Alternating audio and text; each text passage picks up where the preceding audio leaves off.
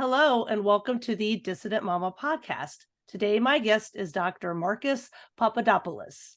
Dr. Papadopoulos is a British historian, analyst, and author specializing in Russia and the former Soviet Union.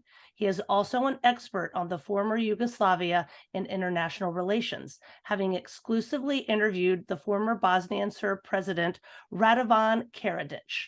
Marcus is a prominent television personality, providing insight into his fields of expertise. He earned his Bachelor of Arts degree in Law and Modern History at London Guildhall University, received a master's degree in modern history at Royal Holloway, University of London, and also at Royal Holloway, he was awarded his PhD in Russian history.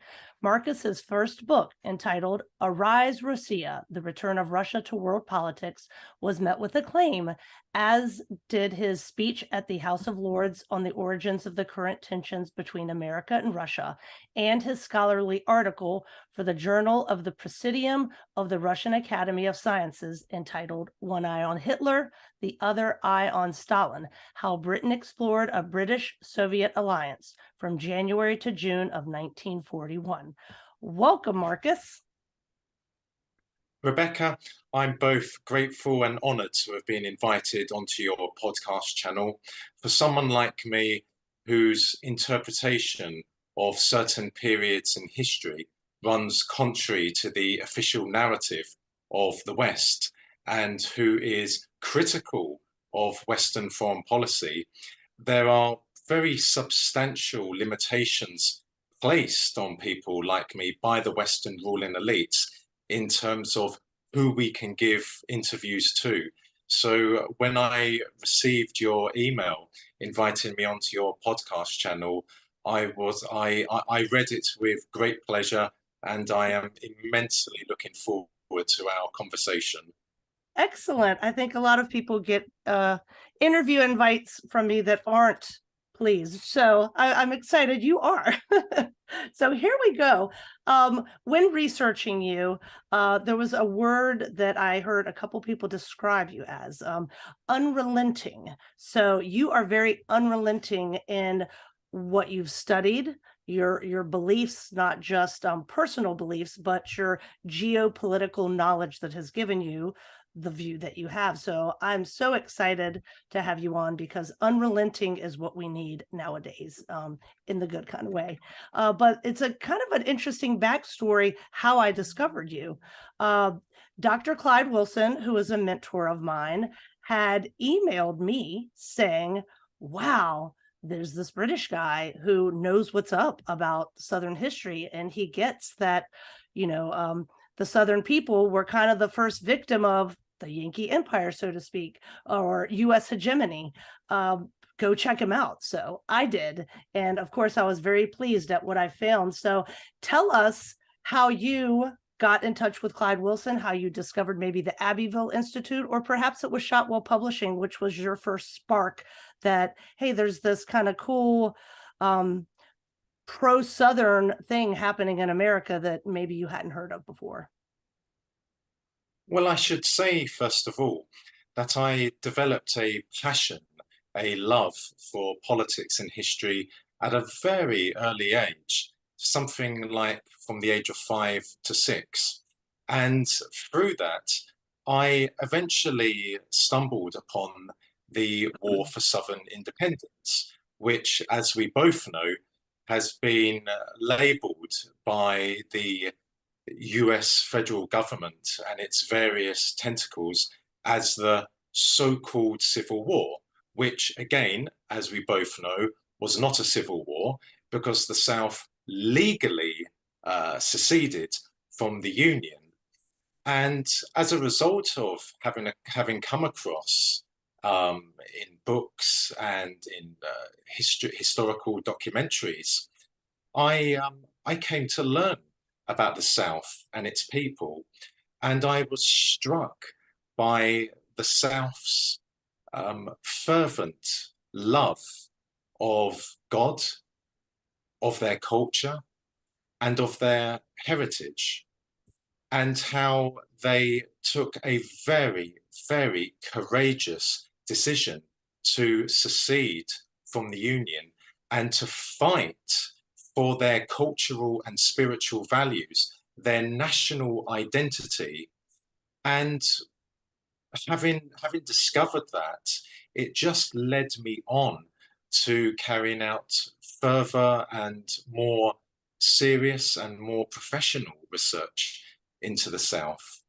And when I learned about the sacrifices that the Southern soldiers and the Southern civilian population made, and the horrendous crimes against humanity which were committed against them by Union forces and the government of Abraham Lincoln from 1861 to 1865. And then following the war, the beginning of cultural genocide against the South, which, as we both know, continues to this very day.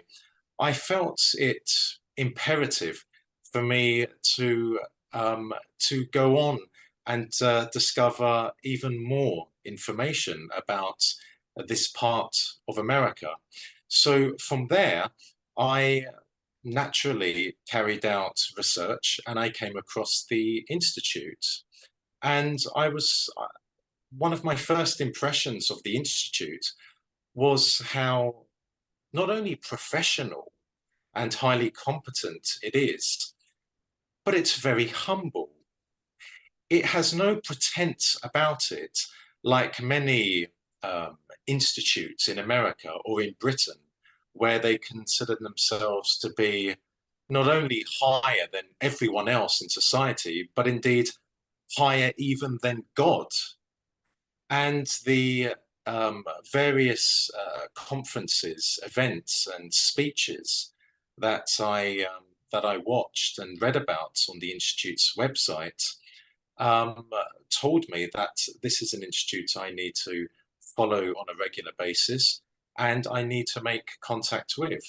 So after I gave that interview late last year, in which I described how the first victim of the federal government of the United States, or perhaps we can call it even more precisely, New England, was the Confederate States of America, the South, I considered it inevitable for me to send a link to the Institute. And as a result of that, here we are having this conversation now. Yes, and we talked a little bit before the interview last week, and you were saying how something like the Abbeville Institute or anything that's not just parroting, U.S. hegemony, your England, as you would call it, is really hard to come by in your neck of the woods across the pond, and that, maybe we should feel fortunate that we have it here. Give people a sense of what's going on in London and England and Western Europe, and perhaps how it is worse there as far as censorship goes. In my opinion, the Western world is dead, and it died many years ago.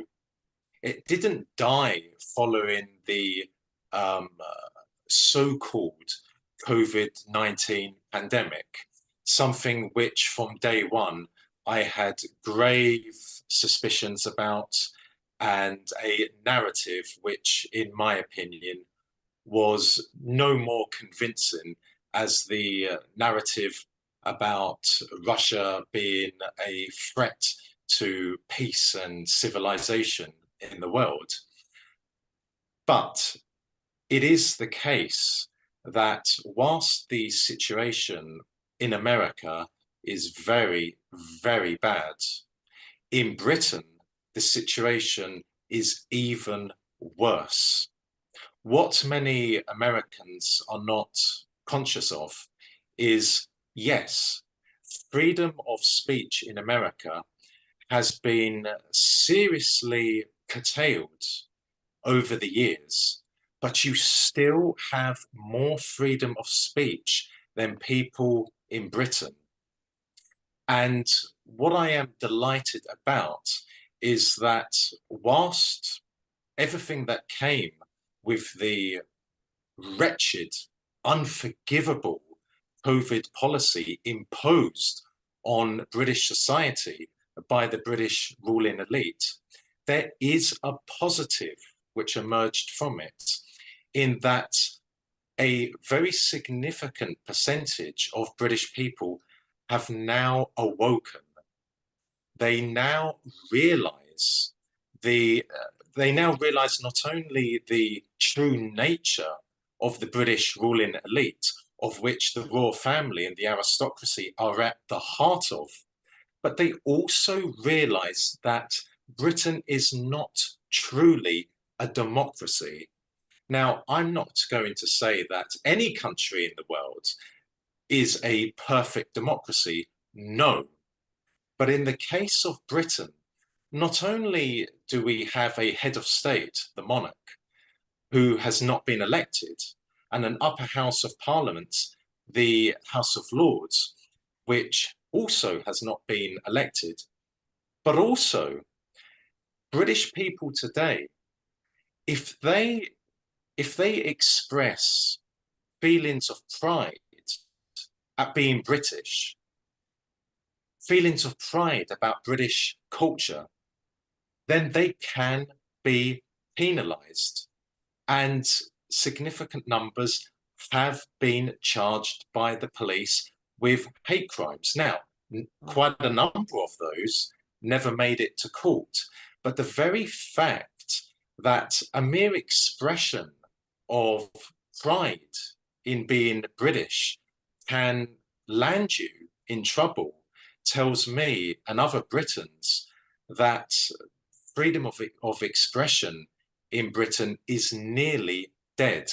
So whilst the situation is terrible in America, I urge people in America to realize that their situation when it comes to the freedom to express one's opinion is in a far better state, relatively speaking, than in Britain. Now, when we spoke the other day too, you talked about the bestial entity. That's how you described, kind of transatlanticism, or the New England monolith, I guess you might want to call it. Here in America, there's a lot of identities that are chosen to be the scapegoat, and I call it the archetype. It's white, straight Christian men, typically, who live in the South. And, it doesn't even have to be the South per se. It could be somebody in Idaho that kind of falls into that box, but they're rural or something like that. Or they could even live in a city, but they tend to be traditionalist. So I want to ask you two questions. Why you think the United States has chosen particularly the South to beat up upon, and B, who are your Southerners in England? Who's the scapegoat there that's always blamed for everything? Well, in regard to your first question, the federal government in America, or New England, is very aware that the threat to their hold, their suffocating hold over every aspect in American society is in the South. The South in 1861, from 1861 to 1865, defied the tyrannical ways of Washington. It was the South who stood up for the original Union, for the original Constitution. It was the South that stayed true and loyal to the words of the founding fathers. It was New England, or the federal government, which violated every word spoken by the founding fathers and violated the Constitution as a whole. So the federal government knows, even to this day, that whilst its policy of cultural genocide in the South has been, regrettably, exceedingly successful, nonetheless, Southern people, be it people of Anglo-Saxon ancestry, or Scots-Irish ancestry, or Scottish ancestry, or African American ancestry, remain fiercely proud of their identity, of their mindset, of their heritage, of their way of life, of their love for God.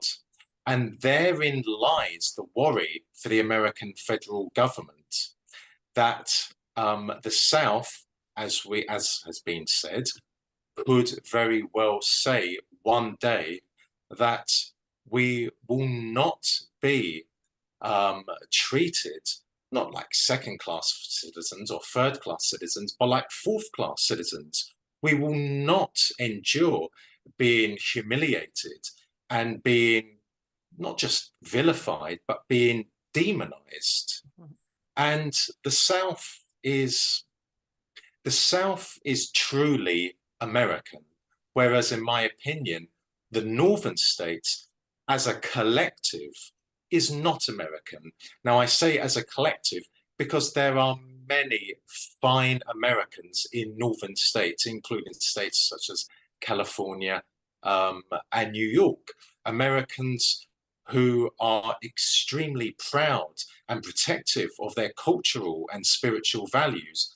But there are so many more of those kind of Americans in the South. So that is why we saw a few years ago, the federal government increase the campaign of cultural genocide in the South by vandalizing Southern monuments and by destroying Southern monuments. Now, who is being targeted in Britain by the British ruling elites? Well, initially it was men, but now we see women being targeted.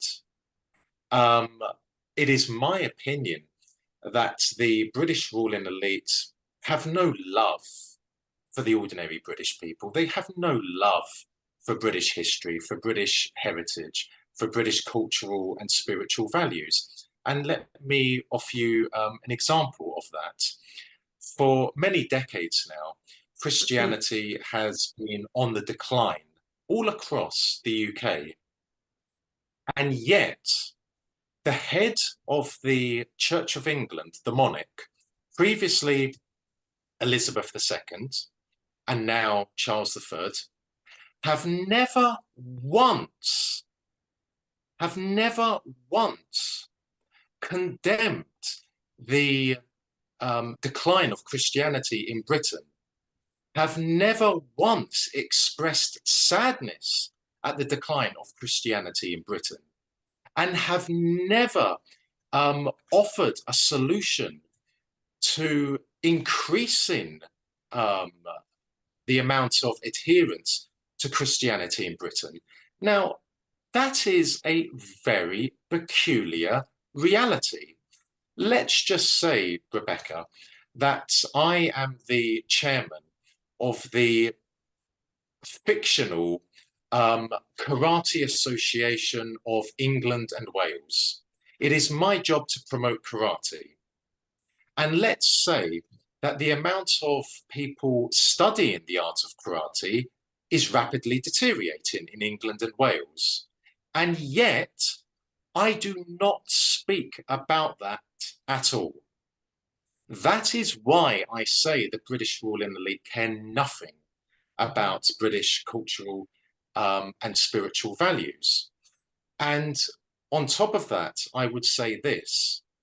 The reason why for many years now, the British ruling elite have systematically and deliberately eroded British cultural and spiritual values is because they know that by taking away a people's national identity, which is based on culture and spiritual values, then a people will not have an identity, and they will be vulnerable and defenseless, and they will be easily manipulated, and they will be easily coerced.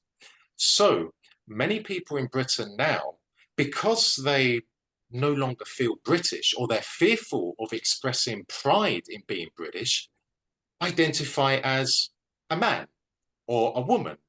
So now the British ruling elite have turned their attention to eroding the male identity, the male gender as a whole, and the female identity and the female gender as a whole. So if the British ruling elite are successful in that, in their endeavour, and if no halt is put to that, then how what can people in Britain identify with? They can't identify with being British because the culture has gone. They can't identify with being Christian because Christianity is, as I said, rapidly declining. A man can't identify as being a male because that has been eroded. A woman can't identify as being a female because that's been eroded. So they just become, in effect, a number. So that is the situation regarding who is being targeted in Britain. As I said, initially it was men, but now it is women. And I guess because, there had been at one time for a very long time, an English identity. English people were a thing, and people in England could all identify as it, even if they came from different parts of England. I guess they had to go after the genders, because, in America, we had all these different kinds of people who had come together, and the subgroups. And then because of the war that you had mentioned, it was just so easy to vilify the one people who stood up against it. Brexit, I would assume, took a big part of this too. Like anybody who was pro Brexit, were they kind of just lumped in as traitors, or how were they described when that all went down? Well, many leading Brexiteers and also ordinary people in Britain who supported Brexit were inevitably categorized as neo-Nazis or fascists or right-wing extremists, or white supremacists, which of course is preposterous nonsense. Such allegations were never corroborated with even an ounce of evidence. The reality is that the reason why people who voted for Brexit, were labelled in such a disgusting manner is because they were proud of their British identity. They were proud of their British heritage. And therein lied the reason for why they were attacked. But the irony is that whilst I supported Brexit, I said at the time that if Brexit occurs, which it did, and when Britain leaves the European Union, there will be no change in British domestic policy or British foreign policy. And what do we see now? Ever since the Russian military campaign commenced in Ukraine on the 24th of February 2022, we have Brexiteers in Britain calling for Ukraine to be admitted into the European Union. So that is why I said then, and I say now, the British ruling elite, which includes Brexiteers as well as liberals in inverted commas, they're not real liberals, hence why I say liberals in inverted commas, and the European Union are two sides of the same coin. Mm-hmm. The core of the West, the core of the Western ruling elites is the American establishment, the British establishment, the European Union, and NATO, and we must never forget that. Right, and you had mentioned the decline of Christianity in the West, and how, the Queen and now the King are the head of the Church of England, and I think we forget about that here, and how it has been such a concerted effort where you live and in the United States too, to really go after not all religions equally, but specifically Christianity. And you said on Twitter, the concerted attacks on Christianity in the West is inevitable, given that the Bible is historically the most important pillar in the Western world, and thus it stands in the way of the new society under construction, a society which will abolish every pillar of civilization. So there's a lot of paganism going on in the United States too, but I feel like I see a lot of it going on in Western Europe, and people who are even traditionalists, or people who say they're leaving, the left wing world, they see it as a return to roots. But you and I think, would agree they don't understand that what built their culture and made it flourish was Christianity. Christendom was the basis of that. When you talk to people about that, do they look at you like you have two heads, or what can be done specifically in Western Europe to get back to those roots? For many decades now in Britain, Christianity has not only been undermined, but it has also been mocked. Um, Initially, it was mocked implicitly. Now it is mocked explicitly, to the point where if someone says on television or on radio or in public, in a shopping center or in a restaurant, I am a Christian, I am a proud Christian, my Christian beliefs tell me that I should act in this way or in that way, the reaction of many ordinary people is one of laughter, one of amusement, one of bewilderment. And yet, these people cannot understand that the reason why they and their families and their friends are in such a very serious predicament is a direct result of the systematic erosion of Christianity in Britain. Rebecca, there are key threads which hold a fabric together. And if those threads are undone, then the fabric will fall apart. And Christianity has been the key thread holding Western society together for centuries. Indeed, let's say for some 2000 years. It is because of that, and for other reasons, of course, but it is overwhelmingly because of the erosion of Christianity in America, in Canada, in Britain, in Australia, in New Zealand, and other countries in Western Europe, why we now see that degeneracy, sexual depravity, and sexual perversion, and the normalization of pedophilia is a thing of reality. The aforementioned things could never happen in a society which has at its base Christianity. It couldn't happen, for example, in countries in Latin America, which are very religious countries, which are very pious Christian countries devoted to Catholicism. It can only happen in a country where the people have lost their cultural and spiritual values, they have lost their soul, and they have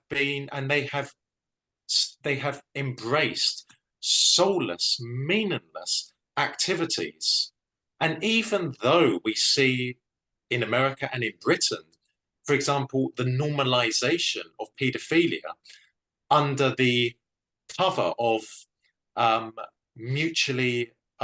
minor attracted people, still the response from people in the Western world is anything but acceptable. Children are the most vulnerable, the most defenseless group in society, but because the fundamental pillar of Christianity has been demolished by the Western ruling elites. So many ordinary Western people are either fearful to speak out about the normalization of paedophilia, or they are reluctantly accepting it, which is no defense. It is simply putrid behavior not to come to the aid of children in their hour of peril. Yes, and you earlier had said the Western world is dead. I often say that, um, national divorce, as people call it here, or secession, some kind of separation, I think, is inevitable here. It may be peaceful, it could be violent, it could be peaceful in some places and violent in others. But I like the way you talk about those threads. There's nothing threading our nation and America together, because my contention has always been we were never a nation by the traditional definition in the first place, but there's certainly nothing holding us together now. So I would like to know what your opinions would be on secession or national divorce here, especially since you're an expert on ex-Yugoslavia and how they were brought together after, or cobbled together after World War II, and then have since separated over the decades. But also, is there anything like that that could happen in England? Because y'all were actually a nation, y'all were actually a people at one point, that shared a lot in common. So your thoughts on it here, and then in England as well.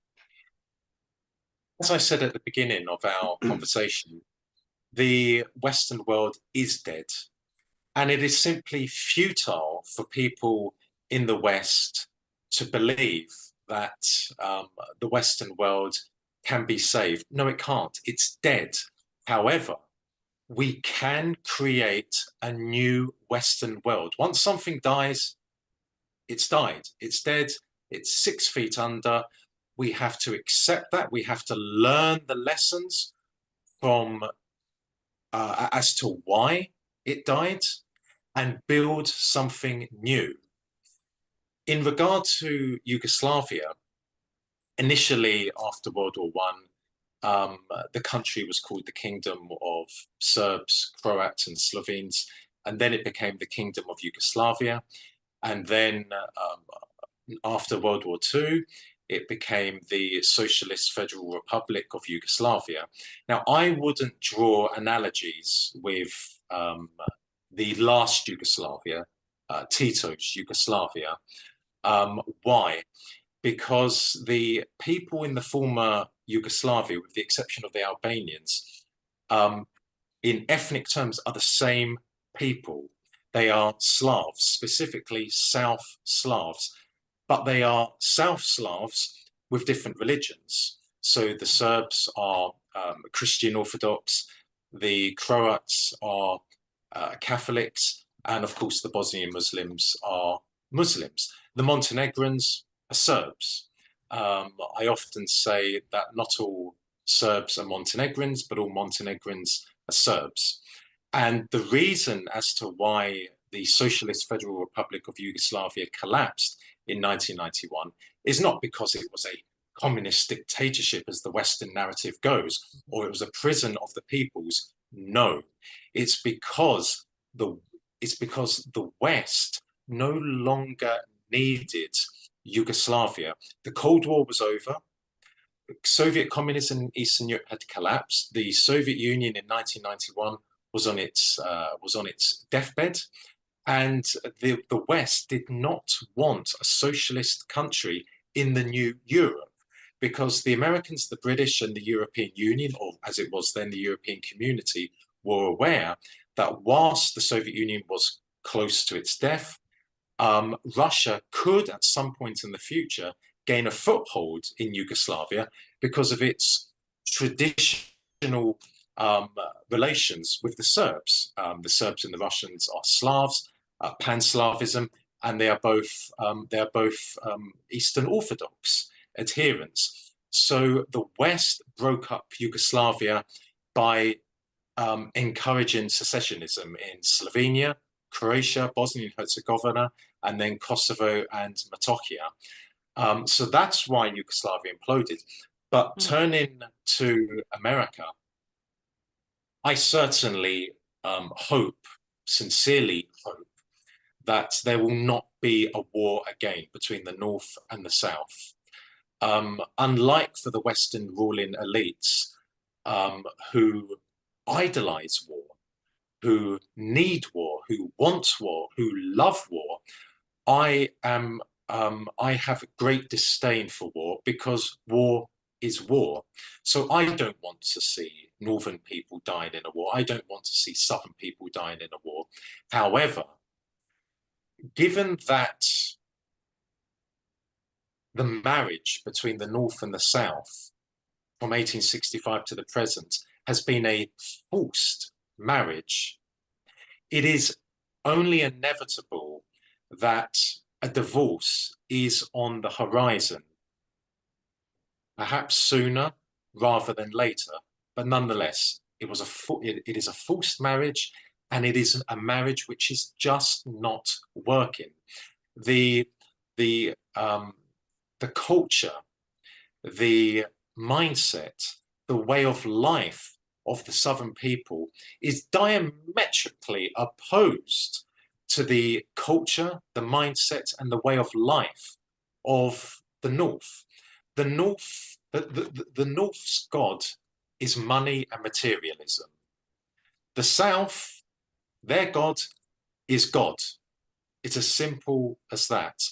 So given that America is bitterly polarized now between the northern states and the southern states, I believe and I hope that this is an opportunity for states across the Union, not just in the South, but across the Union, to resurrect and re-establish states' rights.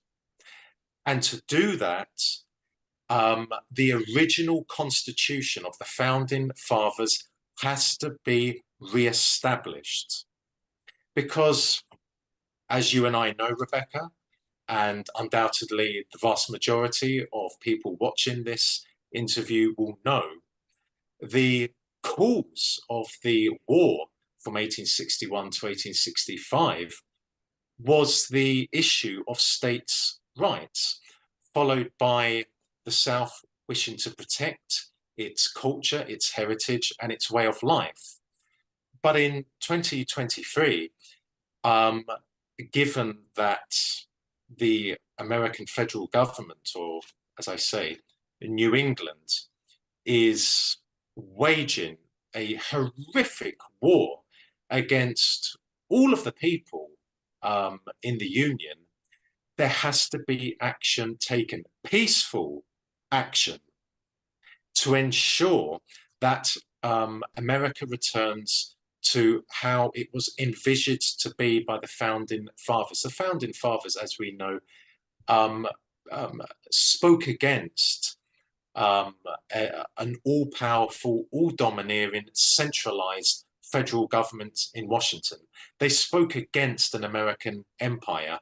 Their constitution, their union, was based on a loose model, whereby states were the masters in their own states. So I'm delighted to see a number of American politicians, such as Marjorie Taylor Greene, now sensing the opportunity for there to be a divorce between North and South, where both stay in the Union, but where states' rights are fully restored in accordance with the wishes of the founding fathers. So here you would say it would be reasserting states' rights, perhaps nullification, which Jefferson talked about. So it's a very founding principle that people don't use very often. Just really reestablishing the 10th Amendment.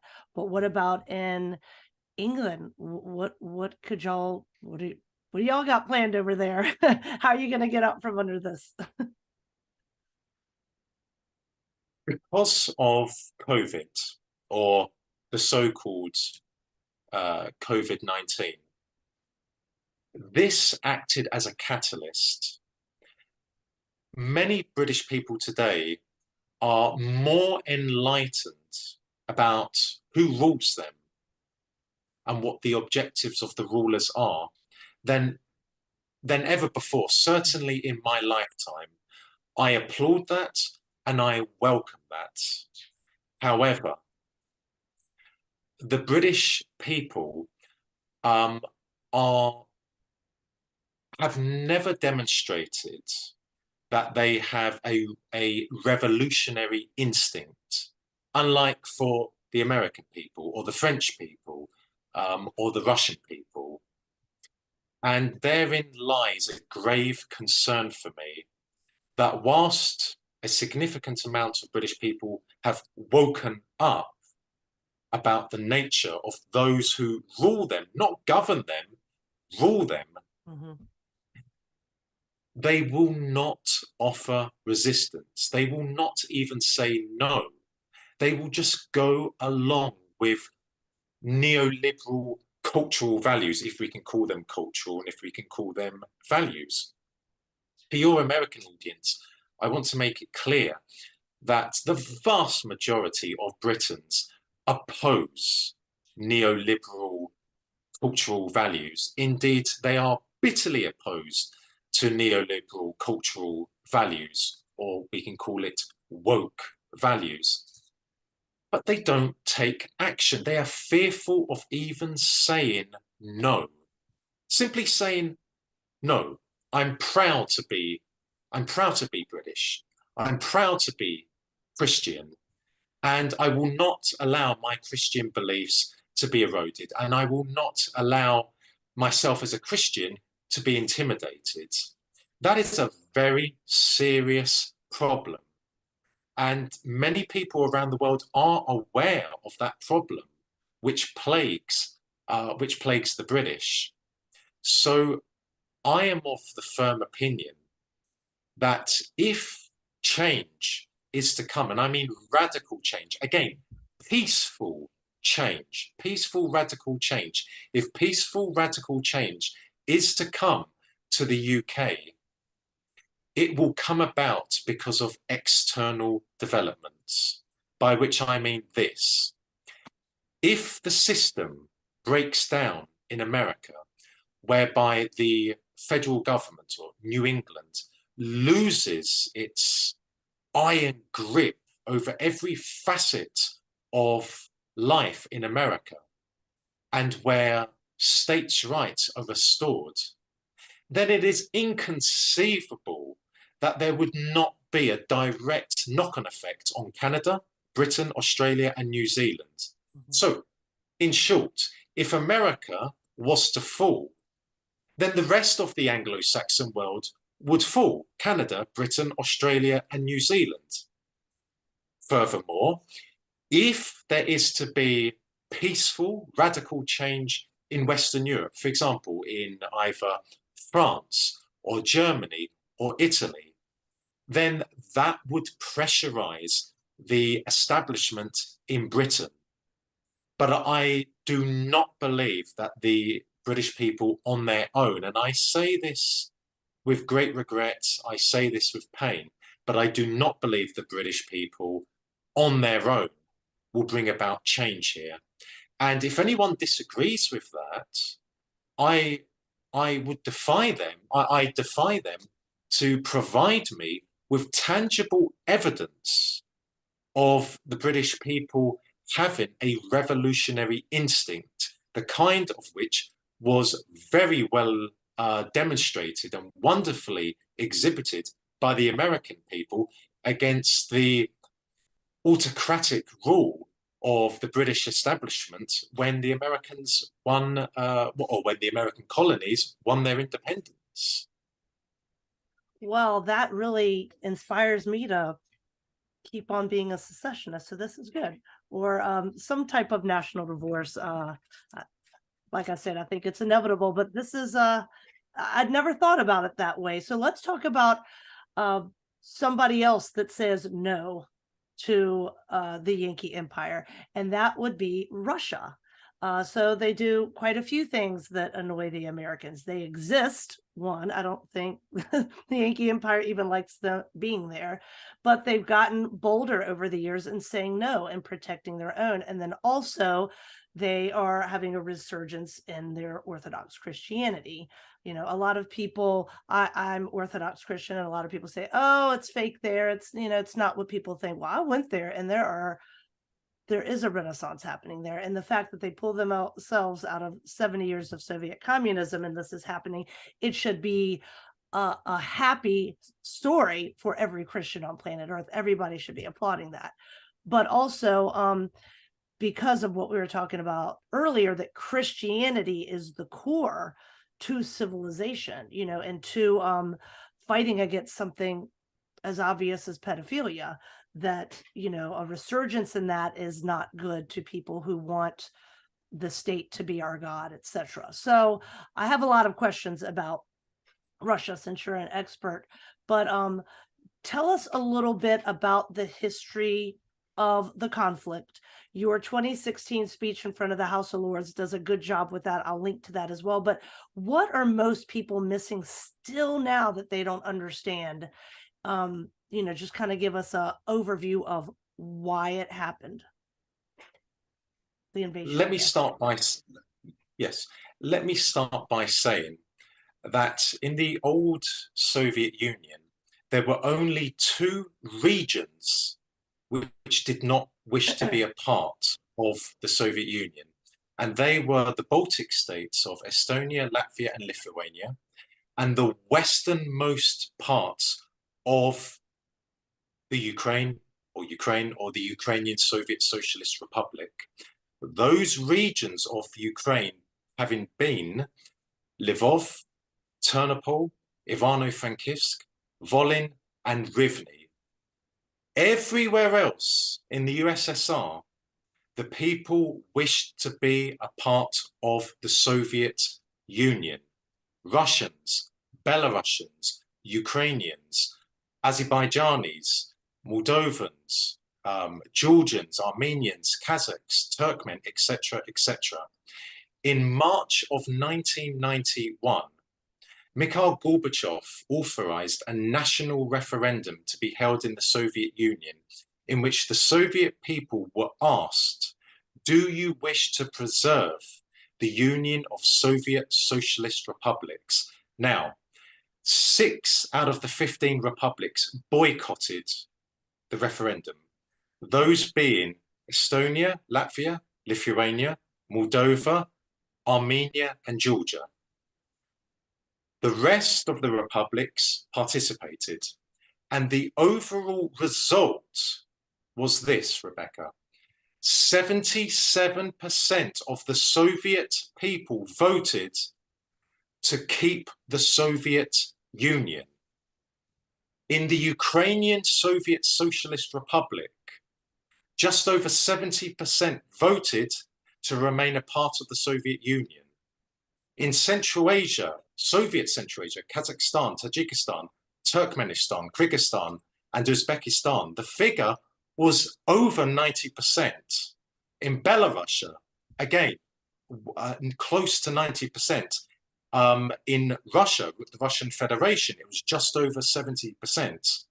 So the Soviet Union was not a prison of the peoples. It never was.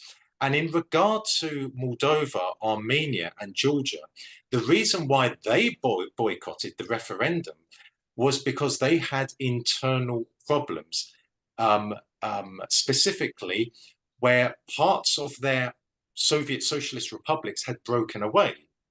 So in Georgia, it was South Ossetia, Ajaria, and Abkhazia. And Armenia had a very serious dispute with Azerbaijan over Nagorno-Karabakh. But, Rebecca, Moldova, Georgia, and Armenia held their own internal referendums in which people were asked, do you wish to be a part of the Soviet Union? And they voted overwhelmingly to remain in the Soviet Union. So again, it was only the Baltic states and the westernmost part of Ukraine, which never wanted to be in the Soviet Union. And that is something that a great many people in the West, especially in America and Britain, are completely unaware of. And when it comes to the Russian people and politics, the Russian people overwhelmingly subscribe to a set of political convictions which we in the West would categorize as left-wing. And I mean left-wing. I don't mean woke or neoliberal, because they're not. They're not socialists.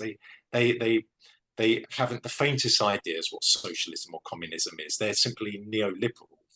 But the Russian people, they subscribe to genuine left-wing politics, which means they believe in a state-owned and state-run economy where the industries and natural resources of Russia are controlled by the state. They're not controlled privately or controlled by foreigners, where everyone is guaranteed a job for life, a home for life, where education is free, where healthcare is free, where transport is extremely affordable, and where there is a wonderful welfare state.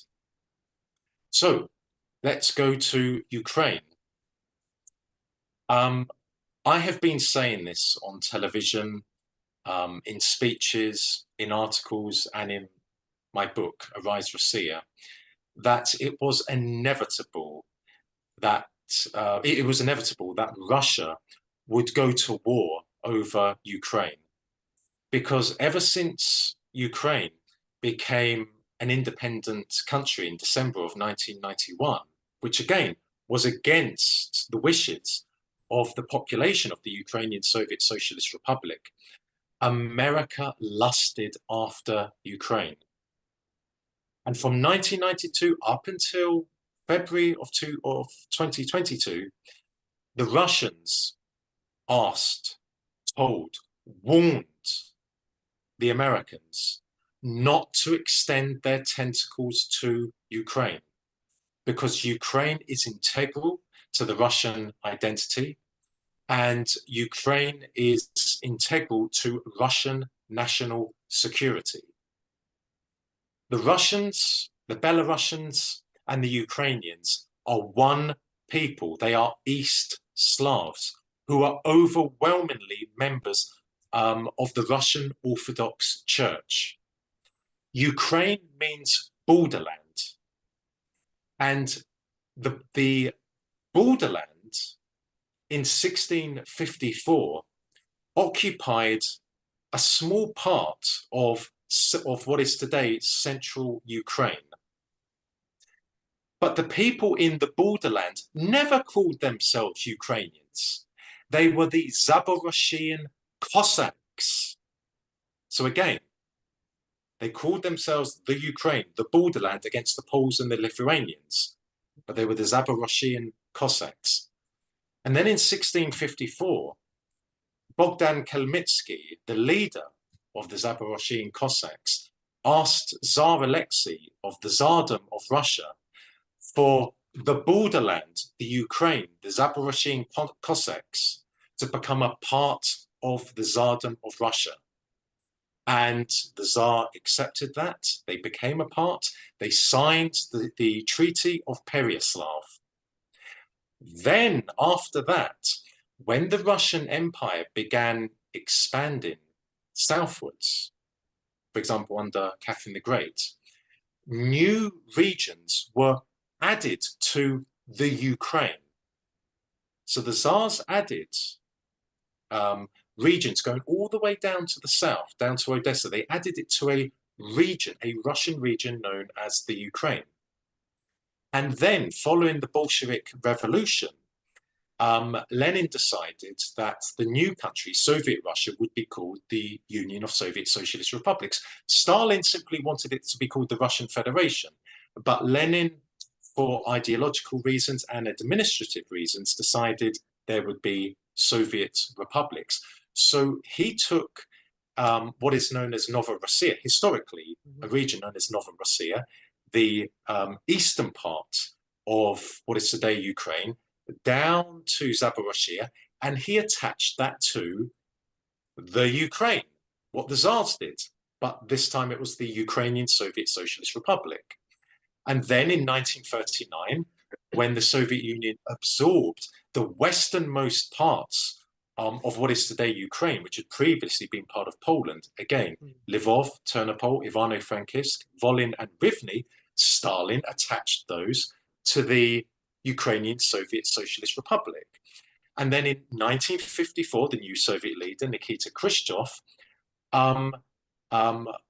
officially, to celebrate the 300th anniversary of the Treaty of Pereyaslav, the aforementioned Treaty of Pereyaslav, he attached the Crimea to the Ukrainian Soviet Socialist Republic, officially to celebrate the union between the Tsardom of Russia and the borderland. But in reality, the reason why Khrushchev did that was for logistical and administrative reasons. The Crimea was not attached to the Russian Federation. It was attached geographically to the Ukrainian Soviet Socialist Republic. So that's why Khrushchev did that. But at the time, the internal borders had no significance. The problem began when central power, when the Soviet Union was dissolved, and dissolved illegally by Boris Yeltsin of Russia, Leonid Kravchuk of Ukraine, and Stanislav Shukevich of Belarus. So that is how Ukraine was born. If you go back hundreds of years, there's no references in Western archives, in British archives, to a Ukrainian people. It is only in the late 19th century that a Ukrainian national consciousness was born. And where was it born? It was born in those parts which at the time were part of the Austro-Hungarian Empire. And one of the reasons it was born was the Austrians looking to weaken Tsarist Russia, Imperial Russia, were hoping that by giving birth to a Ukrainian national identity in Lvov, this could spill into Tsarist Russia, into the Russian Empire, and weaken the Russian Empire from within. So here we are now. There is a horrendous war in Ukraine, a war which I have said from day one will be won by Russia. The Russians have been winning the war from day one. Yes, mistakes have been made. Yes, there have been setbacks. Well, setbacks and mistakes are an inevitability of warfare. But the reality is that the Russians have already captured a very large part of Ukraine. The losses which have been inflicted on the Ukrainian armed forces are colossal. Between 150 and 200,000 Ukrainian soldiers have perished. How many Russian soldiers have perished? Between 16,000 and 26,000 have perished, which, for the size of the land the Russian army have captured, is quite a small amount. On top of that, the Russians are now strengthening their position because of the industrial and agricultural sectors which they have absorbed in the Donbass, in Zaporizhzhia, in Kherson. And also I say the Russians will win because Russia is a superpower. Russia is a military superpower. The Russian armed forces have been tasked ever since 1947, when the Cold War began, have been tasked and have been made capable of fighting a conventional war with America. What percentage of the Russian armed forces are in Ukraine? Well, I would say between 10 and 15%, certainly no more than 15%. So that tells you that if Russia really wanted to win in Ukraine within days, they could do so, because they have at most, at the moment, 15% in Ukraine, which is a very, very small amount. So Russia will emerge victorious. Either all or most of Ukraine will be absorbed into Russia. A new Russia is emerging before our eyes. It is we are witnessing history in the making. I ponder whether the Russian army will enter the westernmost part, such as Lvov, Ternopil, Ivano-Frankivsk, because that is where there is real and widespread anti-Russian sentiment. That is where it lies. And a mistake Stalin made in 1939 was absorbing those parts, because it meant that a relatively large percentage of the population would be anti-communist, anti-Soviet, and anti-Russian, though Stalin did so to increase defenses against Nazi Germany. So that is the history in a nutshell. I hope I've explained it clearly enough for your audience. Yes, I knew a teeny bit, but you explained so much of it so well and so concisely. Um, uh, the language too, the Ukrainian language is almost like Russian, isn't it? It's a dialect of the Russian language. It's as simple as that. It's a, you Russian is the language of is the language of business throughout all of the Soviet Union, with the exception of the Baltic states, and let's say Georgia, Armenia, Azerbaijan. But even in the westernmost part of Ukraine, which is vehemently hostile to Russia, they often speak Russian there. So again, there is no such thing as a Ukrainian language. It is a dialect of the Russian language, but it is a dialect which is, largely speaking, spoken in the westernmost part, and Again. also to an extent in the central part, Vinnytsia and Zhytomyr, which is, if you're looking at a map of Ukraine, which is to the west of Kiev. Now, you went back a long time, and when you were describing some of the things that even happened in the 19th century, I was like, oh, those were just color revolutions. It seemed like what was going on in Ukraine. Well, there were color revolutions in the 21st century. So, give people just an overview of going back to 2013 and 2014, and tell people also maybe what the Wolfowitz doctrine is and why the U.S. is over there, why we're supposed to care. Why do people need to have Ukraine emojis? Like, where does this come from? So in 1992, a document emerged in Washington called the Pentagon's Defense Planning Guidance, more commonly known as the Wolfowitz Doctrine, after its author, Paul Wolfowitz. And this doctrine stipulated that whilst Russia is in turmoil politically, economically, militarily, and socially, nonetheless, Russia is the only country in the world which has the capability to literally destroy the United States of America, which of course was a reference to the Russian strategic nuclear deterrent.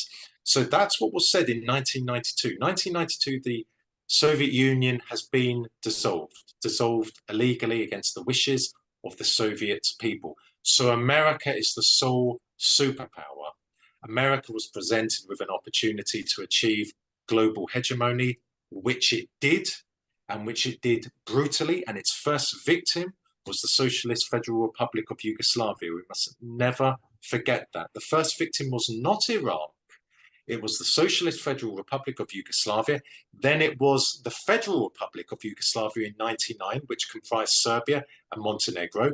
And that's a reference, of course, to NATO's illegal and murderous bombing campaign against the Federal Republic of Yugoslavia, or Serbia, which I should say not only violated international law, but it violated Article 1 of the NATO founding treaty, which states that NATO will never use force to resolve a dispute. Mm-hmm. So NATO not only violated international law by attacking Serbia, it violated its own founding treaty. So as a result of the Wolfowitz Doctrine and other factors, the Americans began lusting after Ukraine. And they were aware that if Ukraine was to fall into the West's orbit, was to become a member of the European Union, and especially NATO, then not only could Russia never again be the superpower that it was in communist times, in Soviet times, but also Russian national security would be seriously compromised, because a Ukraine in NATO would mean this. NATO tactical aircraft operating, let's say from the Kiev Oblast, or from the Kharkov Oblast, or from the Sumy Oblast, could reach Moscow in between 10 and 12 minutes.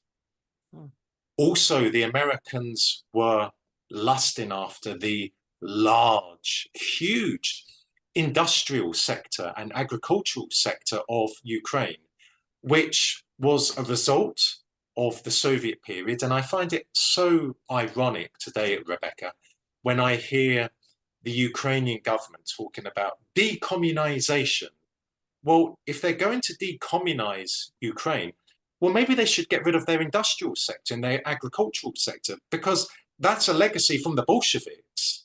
Maybe they should stop using the AK-47 and T-64 tanks, because that's a legacy of the Bolsheviks. Maybe they should change the name of their football team, Dynamo Kiev, because that was the team of the Soviet secret police. But let me return to what you asked me. The Americans began expanding NATO into Eastern Europe, which went against the verbal guarantee which Bush, Baker, Thatcher, Mitterrand, and Kohl gave to Gorbachev in 1990 in return for the Soviet Union consenting to German reunification. Gorbachev was told by the aforementioned Western leaders that NATO would not advance 1 inch eastwards from Germany's border, but it started doing that in 1999. So if you have a look at a map today, on the western borders of the Russian Federation, Russia is surrounded from the Baltic Sea to the Black Sea with EU and NATO member states, with the exception of Ukraine. So the cordon sanitaire that the West has been seeking to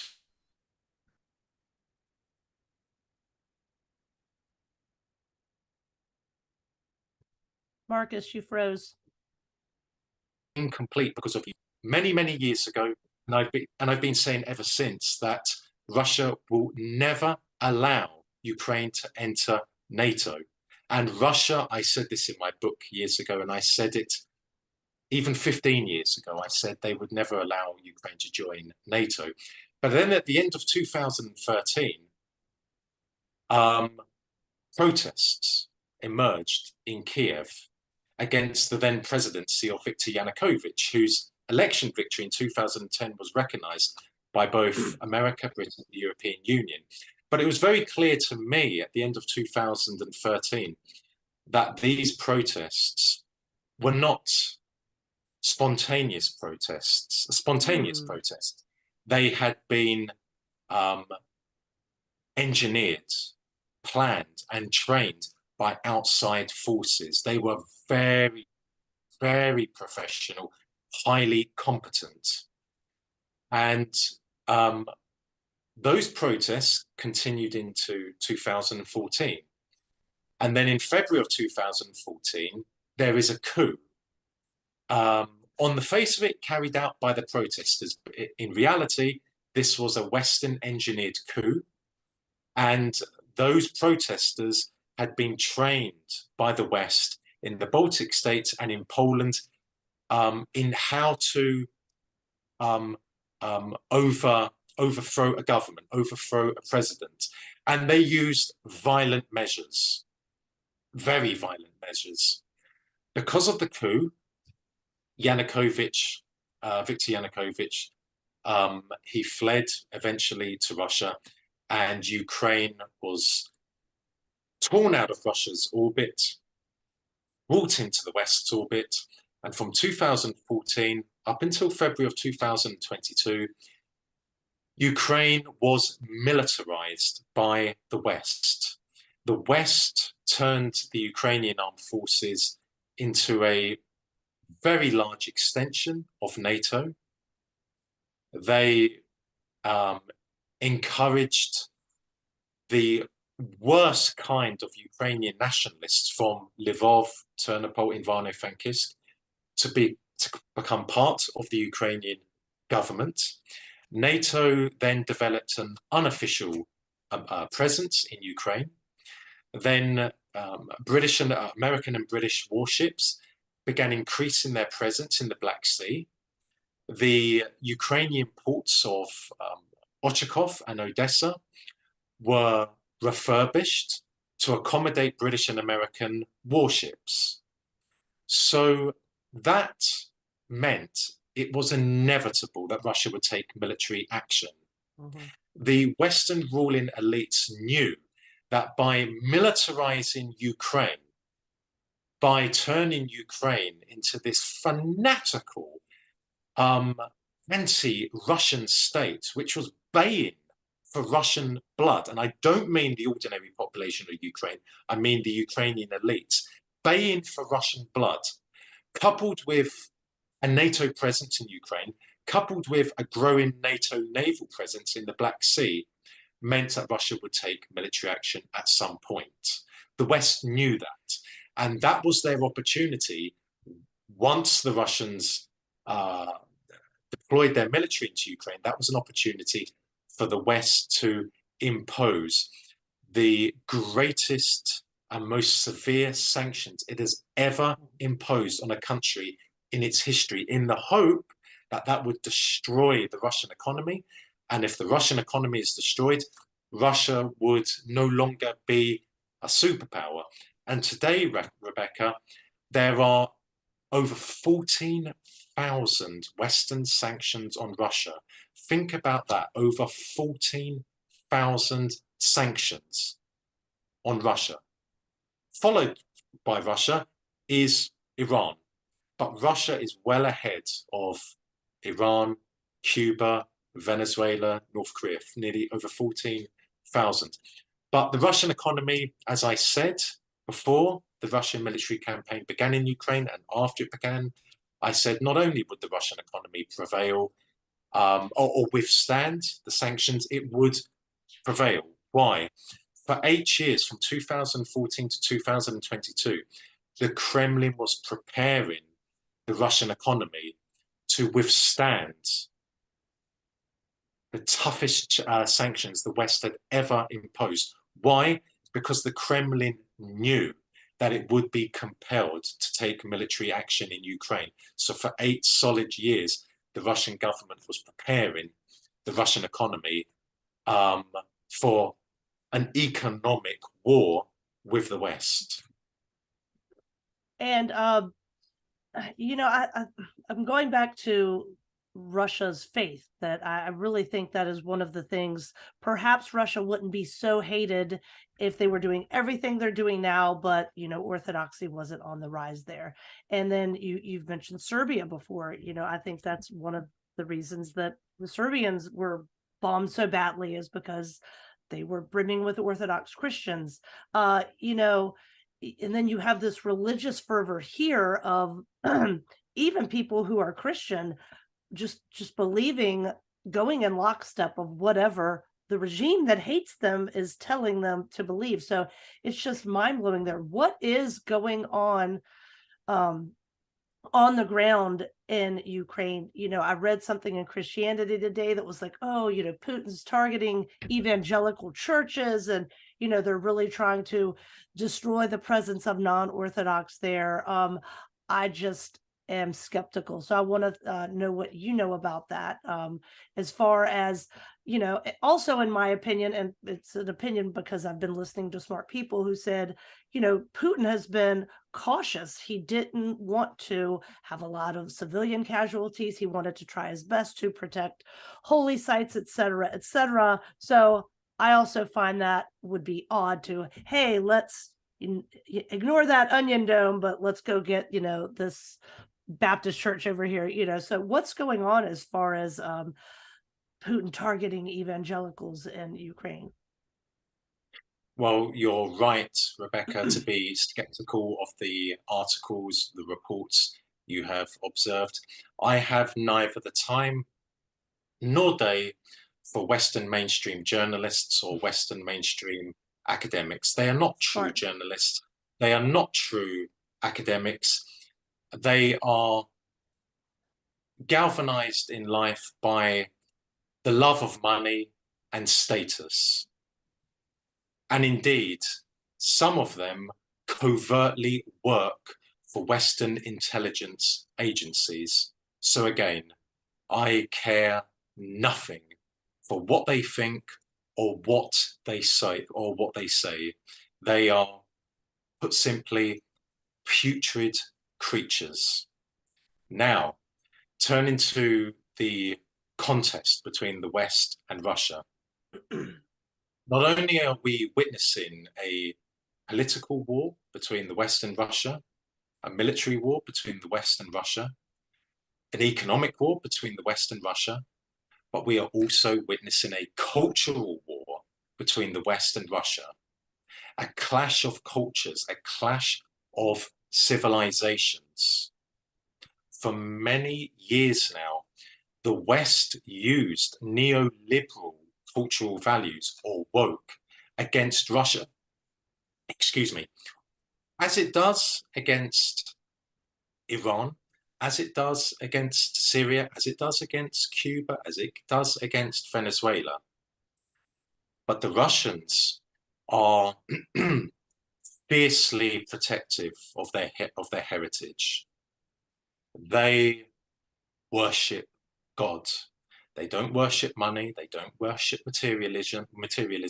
They worship God. And they will defend at all costs their culture and their spiritual values, their national identity. And if need be, they will sacrifice, Rebecca, millions of people, of their own people, so that the Russian national identity is preserved.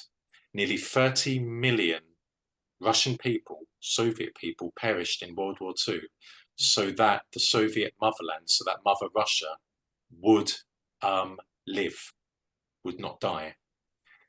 So many people around the world, for example, in Latin America and sub-Saharan Africa, view Russia as the defender of Christianity and as the defender of culture, which includes traditional family values.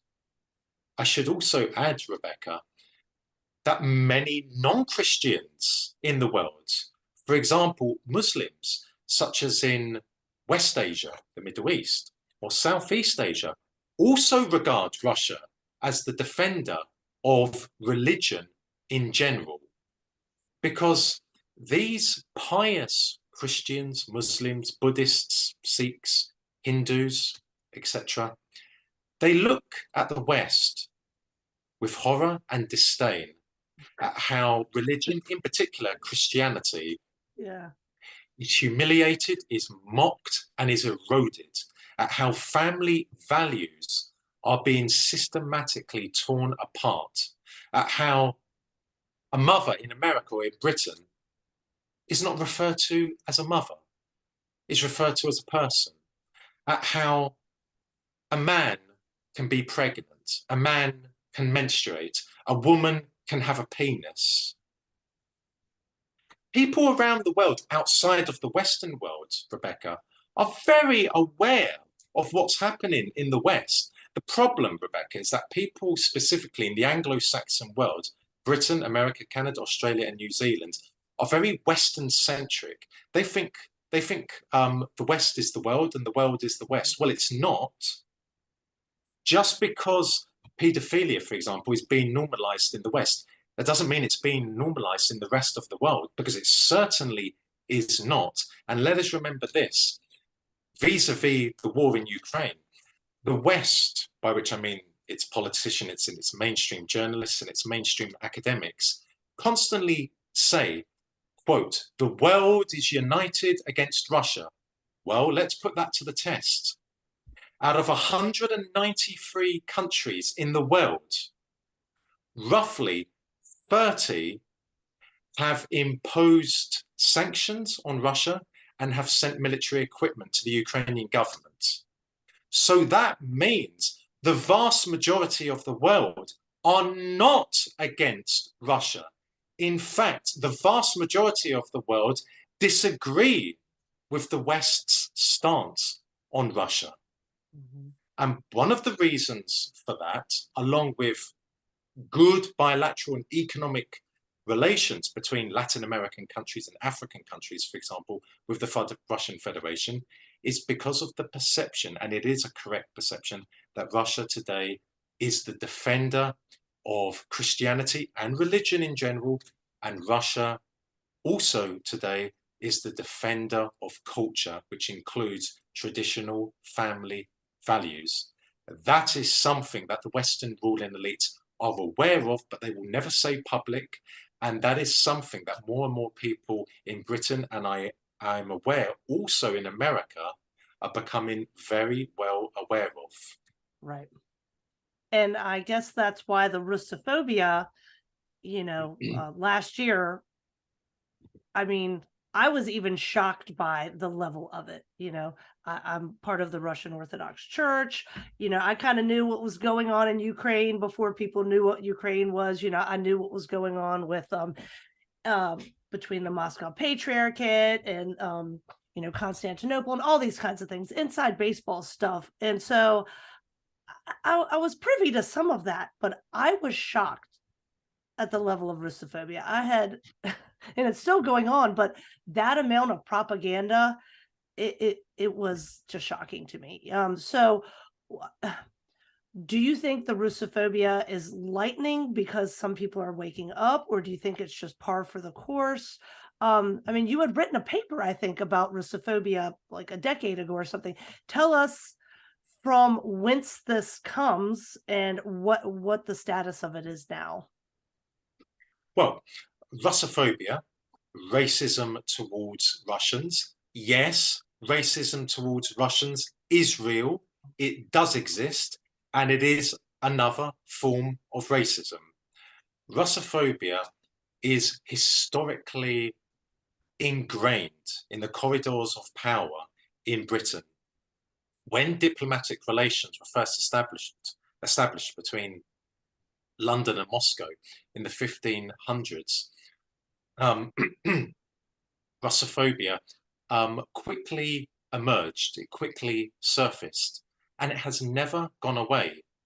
And what we are seeing now is a horrific amount of Russophobia. The Russian people are aware of that. People around the world are aware of that. They're not happy with that. That is just another reason as to why the Russian government, the Russian people as a whole, are adamant that Russia will prevail in Ukraine and that Russia's cultural and spiritual values will be protected at all costs. Yeah, and this is one of the things I tried to do when I, in my own little way, was trying to educate people who are, pro-Southern here, generally against Washington, D.C., but yet last spring they were, I hope you're okay. They were flying their, Ukrainian flags or whatever. And I was trying to explain to them, the same kind of stereotyping and demonizing of Southern people is exactly what's happening in Russia. Do you see Yes. any parallels there? Well, there's a clear parallel between the South and Russia in that the South and Russia are both fervent in their defense of their cultural and spiritual values. They do not worship money, they do not worship materialism. Both embrace and advocate the fundamentals of life. They are not drawn to what we see, for example, in Hollywood or what we see in New England, where there is no soul and all that matters there is how many houses someone has or how many cars someone has or how many yachts someone has. So there are very clear parallels between the mindset of the people in the South and the people in Russia, and of course, a very clear parallel between the love of God and the love of culture in the South and the love of God and the love of culture in Russia. But at the same time, Rebecca, there are clear parallels between Russia and countries in Latin America and in Africa and in West Asia when it comes to the love of God, the love of Right. culture, and a fervent determination to ensure that the national identity of the people is protected. Yes, and one of the parallels I was trying to make too back a year ago is, the Southern man, the archetype as we described earlier. It doesn't have to actually be somebody from the South. It doesn't have to be a man, but Mm. they are a thorn in the side of the US hegemons. And so is Russia. And, you're kind of a thorn in their side too, Marcus. So I thank you for coming on my show and I could talk to you so much longer, but we have been talking for an hour and a half. I don't want to take any more of your time. So tell us anything, how to follow you, tell us where to buy your book, or any last things that we didn't get to that you would like to touch on before we leave. Because I have all the time in the world. I'm good. So you Well, can talk about anything you want to talk about.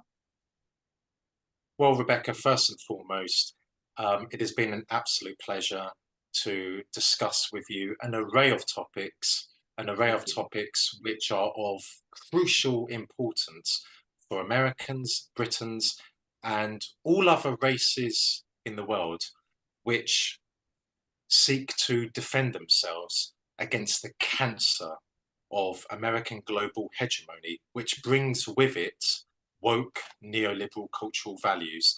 So, again, thank you ever so much Thank you. for giving me this platform to offer my interpretations of certain periods of history and to offer my convictions. I am on Twitter and I am on Facebook. My first book, Arise Russia, The Return of Russia to World Politics, can be purchased on Amazon. Yes, I'm no fan of Amazon, but the publishing house put it on Amazon, and I understand why. Well, you I want people to have buy it a and read it, so it has to go on Amazon. Yes, indeed. I have a new book coming out soon. I still am not allowed to say the title of it, but as soon Oh, as it is in the public domain, I will make a mention of it on Twitter and on Facebook. All I can say at the moment is that a part of this book does cover Russophobia, um, specifically from the years 1934 to 1945. But I do in the book um, give a historical background to Russophobia in the West, whereby I trace oh, it back to awesome. the 1500s, which is when, as I said earlier, diplomatic relations were first established between London and Moscow.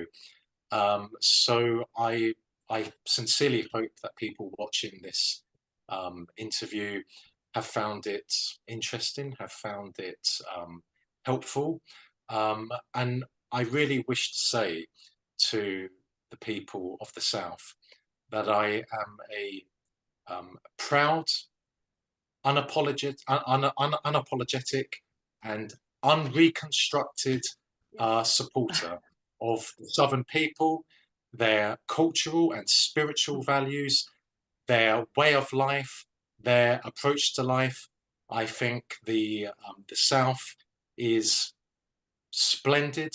I think the South has much to offer the rest of the world in how to preserve a race's cultural and spiritual values, its national identity.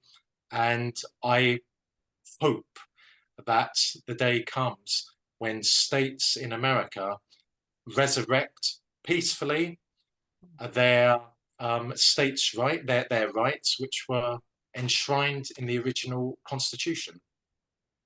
Right. And I am proud to call you an unreconstructed compatriot.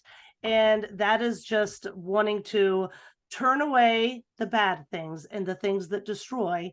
And we want to build. We want to build beautiful, enduring, God-centered things. So thank you so much for coming on the show. I'm a huge fan of your work. I'm so glad Dr. Wilson turned me on to you so I could follow your work. And it's been a pleasure getting to know you. And of course, whenever your new book comes out, I would love to have you back on again. So thank you, Marcus. Thank you ever so much, Rebecca. All right. Have a great evening. Thank you very much. Bye-bye.